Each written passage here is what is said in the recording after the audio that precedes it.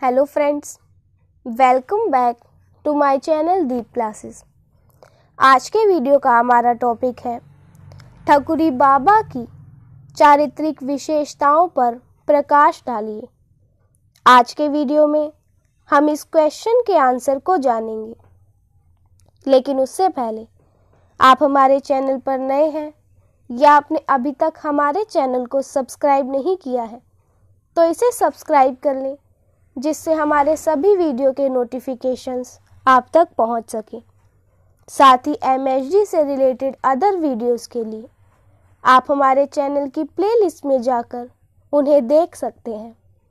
तो चलिए बिना देरी किए हम अपना आज का वीडियो स्टार्ट करते हैं।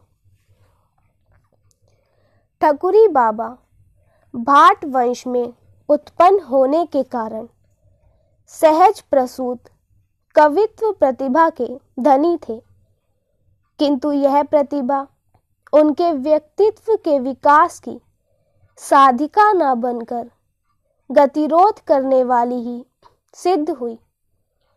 सिर का अग्रभाग खलवाट होने के कारण चिकना चमकीला था, पर पीछे की ओर कुछ सफेद केशों को देखकर जान पड़ता था कि भाग्य की कठोर रेखाओं से सभीत होकर वह दूर जा छिपे हैं।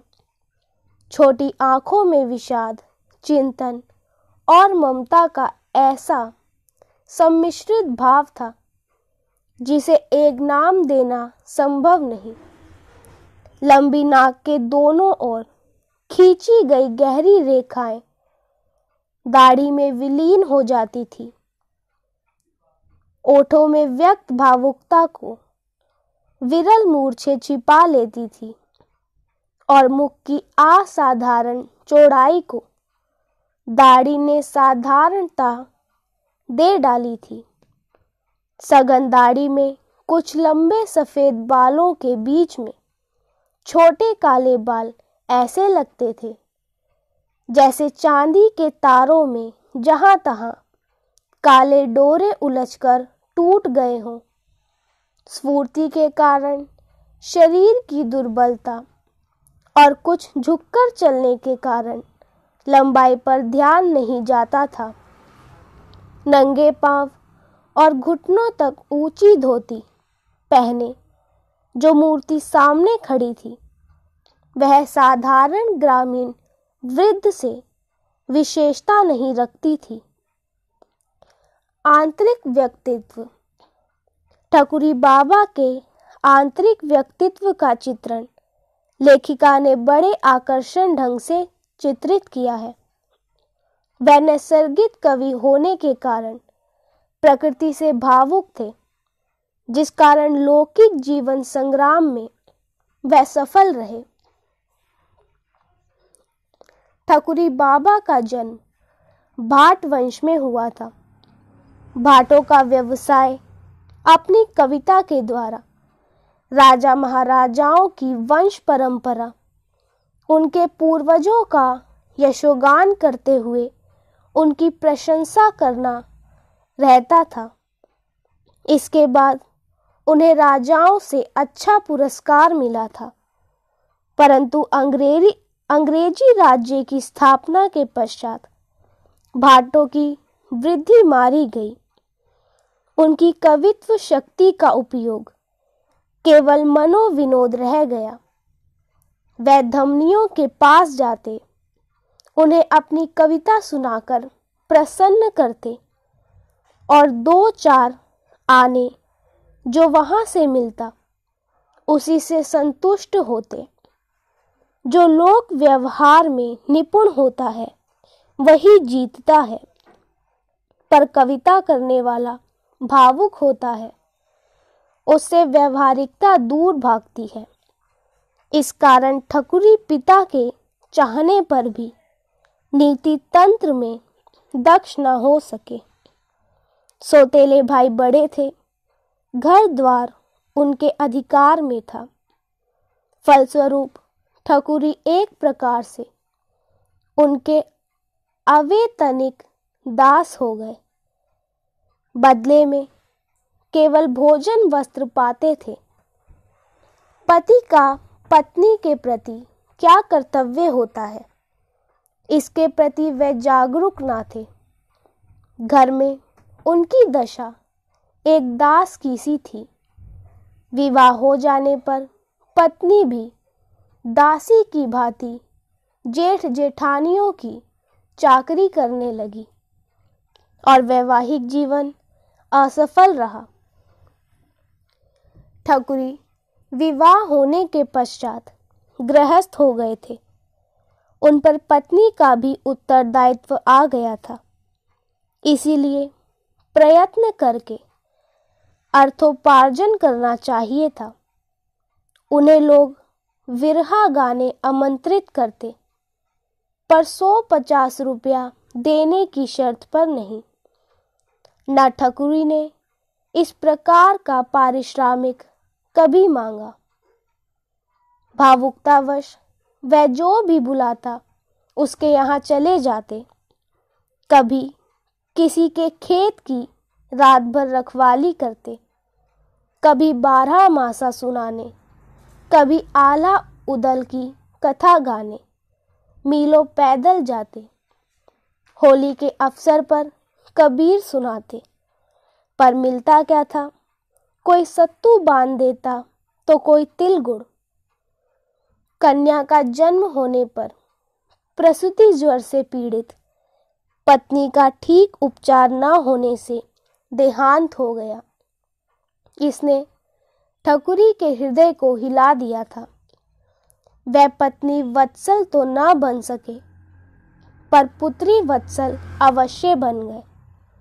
इस प्रकार ठकुरी बाबा के व्यक्तित्व के मुख्य पक्ष रहे उनकी भावुकता, अपने पराये का विचार ना कर सबसे स्नेह करना, धन की ओर से निरपेक्षता, भावुक होने पर भी पत्नी को प्रेम प्रदान करने में असमर्थता, घर व कृषि की देखरेख के लिए अपनी बूढ़ी मौसी को लाने से ज्ञात होता है कि वह अपने सगे संबंधियों पर भरोसा रखते थे तथा असहायों को संरक्षण देना उनका स्वभाव था। पुत्री को मौसी के सुपुत्र न कर स्वयं उसकी देखरेख करना बताता है कि वह इस संबंध को कितने सावधान थे। काम के समय कन्या को पीठ पर बांधे रखना तथा लोगों के मजाक की चिंता न कर उनकी साहसिकता का बोध कराता है कि वह लोग की चिंता नहीं करते थे। ठकुरी बाबा का एक विशेष गुण है उनकी उदारता। वह अपने खर्च पर भी लोगों को कल्पवास के लिए साथ ले आते थे। उनकी बूढ़ी मौसी के अतिरिक्त ठकुराइन, सहुआइन व पंडित पंडिताइन सभी को साथ ले आते थे। लोगों की चालाकी और स्वार्थ भरी वृत्ति की ओर उनकी दृष्टि नहीं जाती। उनके हृदय में सबके लिए ममता। वह निकट जाकर सबको आत्मीय बना लेते। जब लेखिका की कुटिया पर आश्रय की आशा में पहुंचते, तब भी उनका आमंत्रण ममता से भरा है। बिटिया रानी का हम परदेसिन का ठहरे न दोहे, इतो रैन बसेरा है भोर भय उठी जाना रे, का झूठ कहित है। इस प्रकार के सरल और आत्मीयता भरे वचन सुनकर कौन आश्रय के लिए मना कर देता। पुनः उनकी वत्सलता व उदारता संक्रांति के दिन प्रकाश में आती है, जब वह लेखिका के लिए तिल के लड्डू, घी, आम का अचार व दही लाते थे। ठकुरी बाबा कन्या के संबंध में व्यवहारिक दिखते हैं। उनको देख रेख के लिए मौसी के भरोसे भी नहीं छोड़ते, काम के समय भी साथ रखते हैं। लोगों के मजाक करने पर सहज उत्तर देते हैं। मजदूर माँ यदि बच्चे को पीठ पर बांधकर काम कर सकती है तो मेरे ऐसा करने में क्या बुराई है। कन्या के 6-7 वर्ष के होने पर उसका भविष्य सुदृढ़ करने के लिए बिरादरी के किसी अनाथ किंतु सुशील बालक को अपने घर ले आते हैं और उसके साथ सगाई कर देते हैं। ठकुरी भावुक होने के साथ साथ धार्मिक वृत्ति के भी हैं। इसीलिए प्रति वर्ष माघ के महीने में कल्पवास के लिए समुद्र कूप आते हैं। इस धर्म का लाभ औरों को भी हो, इस भावना से अपनी मौसी, बुआ, दामाद, बेटी, पंडित दंपत्ति, सहुआइन सभी को साथ ले आते हैं।